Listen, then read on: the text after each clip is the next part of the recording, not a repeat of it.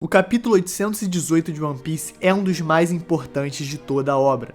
Nele, descobrimos sobre os 4 Road Poneglyphs, as pedras lendárias deixadas pelo Reino Antigo que contam a história do mundo, agora em forma de coordenadas.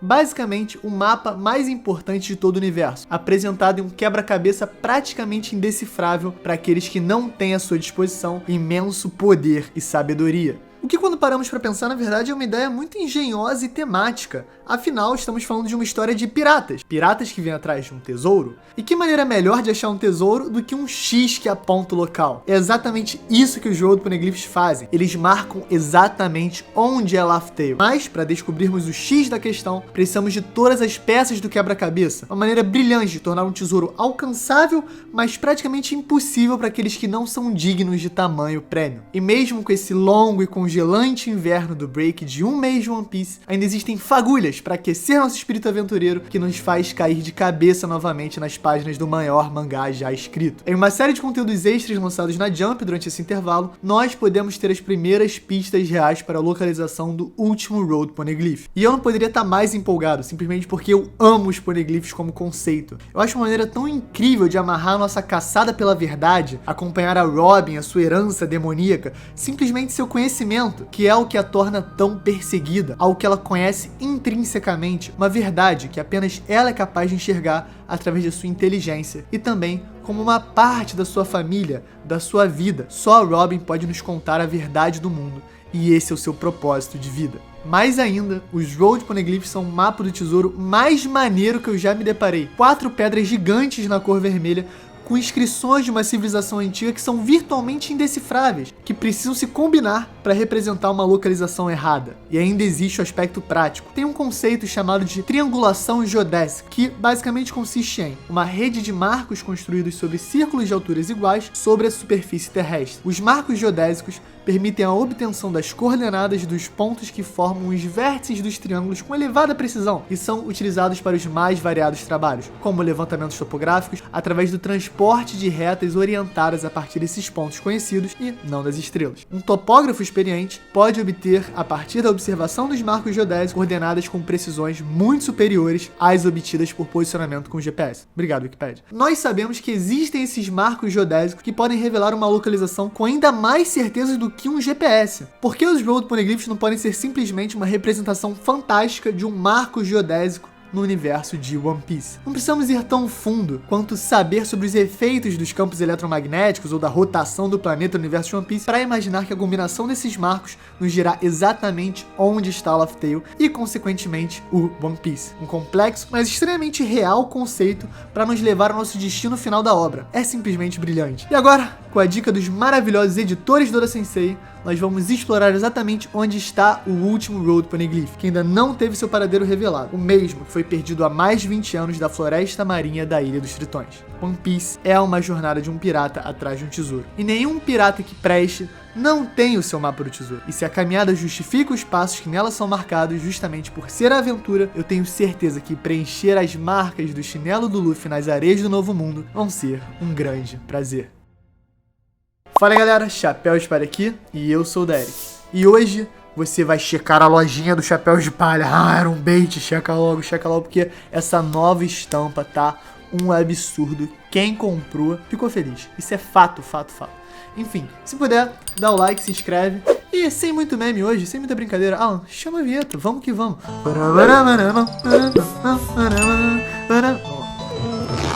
Road to Laugh Tale é uma sequência de 4 capítulos com informações e conteúdos canon que foram cortados do mangá pelos editores, fora rascunhos, ilustrações e coisas do gênero. E já na primeira semana, nessa sexta-feira abençoada, mas nem tanto porque não tem capítulo, temos evidências trazidas nesse material sobre a localização do último Road Poneglyph. Nós já sabemos que existe um Inzou, que os Chapéus de Palha obtiveram as coordenadas e traduções do capítulo 818. Também temos no capítulo 846 o Barão Tamago dando toda uma explicação sobre a importância dos Road Poneglyphs, indicando exatamente quantos desses artefatos estão sob o controle dos piratas da Big Mom. Moral da história: Brook ouve tudo em sua forma fantasmagórica e no capítulo 855, depois da sua heróica atuação que consistiu até em ter que dormir com a Big Mom, nosso esqueleto favorito revelou ter feito as cópias do Road Poneglyph da Ace Yonkou. Eu realmente estou em choque falando que ela é uma Ace Yonkou. Não acostumo. Apesar de que Bug, Deus dos Piratas, eu tô acostumadinho já. No capítulo capítulo 818, o Nekomamushi também revela que o terceiro Road Poneglyph estaria sob posse do Kaido, em algum lugar em Wano. Nós já descobrimos 2 poneglyphs no País dos Samurais. Um que está agora sob discussão entre Robin e Sukiyaki, que aparentemente revela a localização da arma ancestral Pluton, e outro que Law descobriu no capítulo 996, durante a Guerra de Onigashima, em algum lugar no subterrâneo da Ilha da Caveira. Mas, também confirmado não ser um Road Poneglyph. Acredito que com o Kaido derrotado e o Sukiyaki, o Momonosuke e os bainhas no comando, salvo qualquer loucura que o Almirante Touro Verde possa causar, a localização desse Poneglyph vermelho deve ser abordada em breve no mangá. Então, já dá pra arriscar dos objetivos dos Chapéus de Palha, o que nos leva ao último e derradeiro Road Poneglyph, cujo último paradeiro foi observado no capítulo 967, bem do ladinho do Poneglyph que a Robin descobre ser uma carta de Joy Boy para a então princesa do Reino dos Tritões. Nós sabemos que ele se perdeu em algum momento nos últimos 25 anos, e a sua localização é um dos maiores mistérios da parte final de One Piece. Mas analisando o roteiro do mangá, especialmente para fazer previsões, sempre é importante usar as esferas de influência dos grandes personagens que ainda não foram abordados com tanto detalhe, principalmente comparando aos personagens recentes que foram trabalhados na mesma escala de poder. Alguém como Big Mom em Whole Cake Island, Kaido em Wano, ou até mesmo Almirante Fugitório em Dressrosa e durante o Reverie. Então temos essas 3 opções primárias dadas pelos editores. Número 1, Elbaf. Caso o Road Poneglyph esteja em Elbaf, acredito que seria a oportunidade perfeita para entrarmos em uma saga onde o principal personagem de interesse oposto ao Chapéu de Palha é o Shanks. Já mencionamos algumas vezes aqui no canal, mas a temática e o famoso flavor da tripulação do Ruivo passa por uma estética viking, algo tradicionalmente nórdico ou escandinavo por alguns diferentes detalhes. O seu navio tem uma proa de dragão que é típica das embarcações vikings, não só historicamente, mas também nas suas representações mais célebres da mídia. Também temos alguns detalhes como a sua alcunha, Shanks o Ruivo, que pode ser uma referência não somente aos seus cabelos flamejantes, mas também à sua contraparte histórica, Eric o Ruivo, ou até mais literalmente Eric o Vermelho, sabendo que a palavra ruivo não é uma tradução perfeita do japonês nem do nórdico antigo. Essa figura histórica navegou pelos congelantes mares do norte durante o fim do século X, podendo ser justamente a inspiração da vida real para Shanks, algo que o Oda admitidamente adora fazer. É só ver a combinação dos nomes de Edward Newgate e Marshall the Teach, que formam Edward Teach, o nome de um dos mais infames piratas da vida real, o original Barba Negra. Na história de capa do capítulo 838, descobrimos que Shanks está participando de um casamento em uma certa ilha destruída, e foi bem nessa época que Big Mom revela para Judge que tinha um casamento engatado entre o príncipe Loki de Elbaf e Lola, uma aliança político-militar que elevaria em magnitudes o poderio da então Yonkou, mas que acabou sendo arruinado pela desistência da Lola e pela Big Mom simplesmente ser descoberta tentando fazer uma jogada de troca de gêmeas com a Chiffon. Pegou bem, né? Seria perfeitamente plausível Shanks ter de alguma maneira arranjado um casamento dentro dessa tripulação, já que Elbaf parecia estar disposta em selar esse tipo de parceria com um pirata da reputação e nível de Yonkou. Então, considerando esse casamento com gigantes na temática viking, faz sentido o último Road Poneglyph estar em Elbaf e ser um protetorado do Shanks, logo na mão do último Yonkou que Luffy prometeu derrotar, e também do personagem que ainda não foi tão bem explorado quanto Big Mom e Kaido. Opção número 2, Vira. A página do Road to Poneglyph diz: uma vez ensolarada a cidade, agora sofre com golpes de estado. A primeira menção no mangá desse lugar foi no capítulo 96, quando a Nami faz um comentário breve sobre como o mundo está um caos. Afinal, Vira, ou Vila, dependendo da romanização, sofreu mais um golpe de estado. Tá, mas por que um Road Poneglyph estaria em um lugar desses? No SPS do volume 25, que ironicamente tem os 4 Yonkous atuais na capa, um perceptivo leitor pergunta pro Oda sobre a cidade de Vila. Ele acha contraditória a Nami falar que sofreu um golpe de estado no capítulo 96, mas quando é citada de novo no capítulo 228, ela é descrita como uma cidade bonita, ensolarada e tranquila. Mas 400 anos atrás, na época do diário de bordo de Norland, ela era um lugar pacato de raios solares e águas tranquilas. A resposta do Oda também ficou bem curiosa no SBS quando a gente presta atenção. Ele fala o seguinte: a cidade de Vila era sim um reino alegre há 400 anos, quando Norland ainda era vivo, mas ao longo do tempo foi sofrendo vários golpes de estado e rebeliões, até se tornar o lugar perigoso que é hoje. Os acontecimentos em Vila são um sinal, mas o problema é o que está para acontecer no mundo. Isso será revelado aos poucos tempos da história. Não tão grande quanto Alabasta, a Vila é uma pequena cidade no meio da Grand Line, e eu não recomendo para turismo. Ok, obrigado, Oda Sensei, eu assumo agora. Quando Quando falamos sobre rebeliões e golpes de estado, certamente estamos falando de Dragon e do exército revolucionário. Nós sabemos que a revolta contra o governo mundial e seu autoritarismo obscurantista é a missão das tropas do homem mais perigoso do mundo. Então,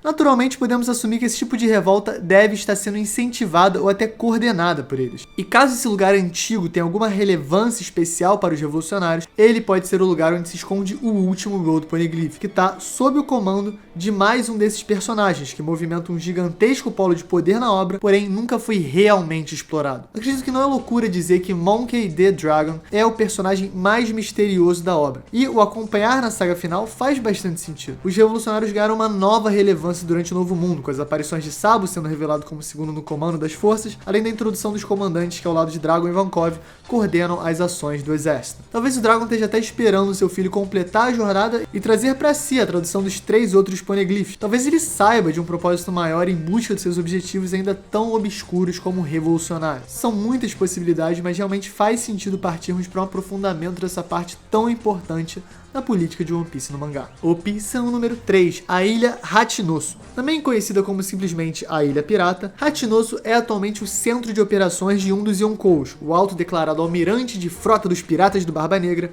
Marshall D. Teach. Ela foi citada pela primeira vez no capítulo 306, quando Nico Robin nos deu algumas breves informações sobre a criação do Dave Backfight, que se originou nessa lendária ilha. Em algum momento durante o timeskip, provavelmente logo após a Guerra dos Melhores, os piratas do Barba Negra se instalaram nessa ilha, mas a primeira vez que realmente os vemos operando é no capítulo 925, quando Gecko Moria resolve aportar na Ilha Pirata para resgatar o Absalom, que estava trabalhando para o Jornal Econômico Mundial na época, e acabou caindo nessa armadilha de Job, né? No final das contas, descobrimos que o Absalom foi morto pelos piratas do Barba Negra e as suas habilidades invisíveis da Suki no Mi já estão em posse do Shiryu da Chuva, o espadachim mais perigoso do bando e certamente um dos rivais finais que o Zoro vai enfrentar em sua escalada para se tornar o melhor espadachim do mundo. Foi nessa ilha que os piratas Rock se formaram pela primeira vez. E curiosamente, existe no Road to Poneglyph, esse material extra que a gente está analisando agora, uma página dupla inteira dedicada a rememorar a relevância que o Rocks de Zebek tem para o mangá. Inclusive, lembrando como o navio pirata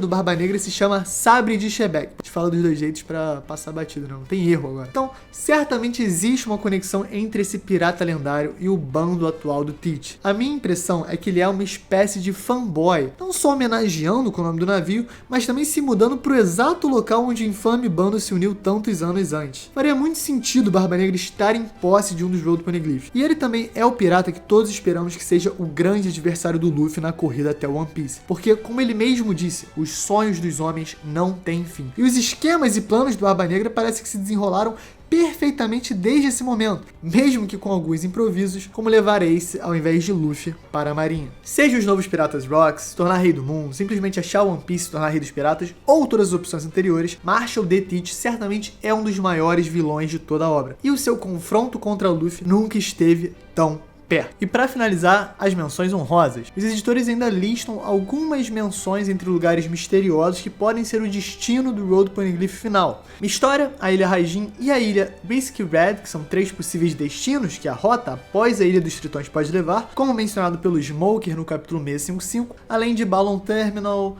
Yuki Hill Island, Karabari Island, Apple Nine Island e etc, para ser sincero. Então, pra falar a verdade, eu duvido muito que algum desses lugares seja o destino final do Road Poneglyph. Acredito que realmente é apenas algum tipo de lista de ilhas que o Chapéu de Palha ainda não visitaram. E o meu palpite final é que o próximo destino realmente será Elbaf. Acredito que Shanks é um dos últimos obstáculos pro Luffy, e seu posicionamento no enredo vai definir o futuro de One Piece, o que é perfeito para ser trabalhado no início da saga final do mangá, que é justamente o motivo desse break gigante de 4 semanas, mas que felizmente agora são só 3. Então, esse foi o vídeo, espero que vocês curtam, deixa o like, se inscreve, a gente tá rumo a 500k e checa a lojinha porque tem muita coisa boa lá. É isso, galera, e valeu! Pode Palha Secreto. Hoje eu vou no cinema, eu tô indo back to back no cinema. Ontem eu revi Top Gun e hoje eu vou ver Todo Mundo, Todo Lugar, Todo Onde. Quem sabe que filme é esse. É um filme que diz que é incrível, mas eu tô indo sem nenhum tipo de informação. Só pessoas que eu respeito muito que falaram que realmente amaram e é um filme que mudou a vida delas. Então, sem muito hype, mas tô indo humilde e vamos ver qual vai, né? Enfim, é isso aí, galera, e valeu! Mais um Pode Palha.